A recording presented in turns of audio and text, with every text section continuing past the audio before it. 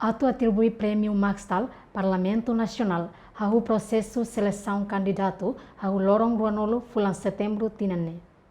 Presidente do Parlamento Nacional Aniceto Longuinhos Guterres declara assunto neba jornalista Sira e uma fucom Parlamento Nacional foi em sessão plenária terça-feira semana né. Presidente ne explica, também tempo lá permite atuloque candidato ba público, nune deputado na bancada parlamentar Sira e direito a apresentar candidato. Começa hoje no processo RAHU, mas agora batina ainda para lá o prêmio na tua atribui, foi a primeira vez, tempo apertado,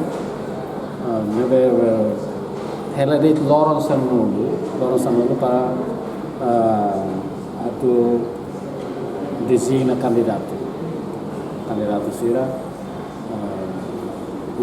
deputados e ainda bancadas parlamentares Sira e direito a tu apresenta candidatos.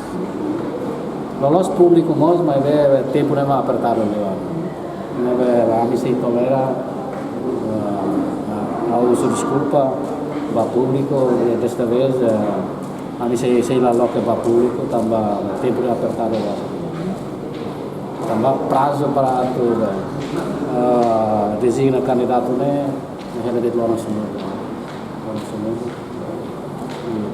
depois se rivimos júri Sira para tu. Prêmio Maxtal tinang ne prêmio dahulu ia Timor Leste. Matebiang Maxtal mag jornalista estrangeiro ida nebe halo filmagem ba tragédia 12 de novembro tinang rihung ida associação Racing ida iha nebe militar Indonésia tirumata juventude quase atus rua iha cemitério Santa Cruz.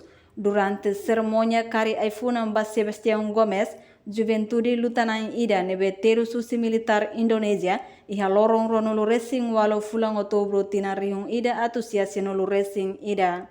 Reportagem Melda Fátima, Televisão Timor Post.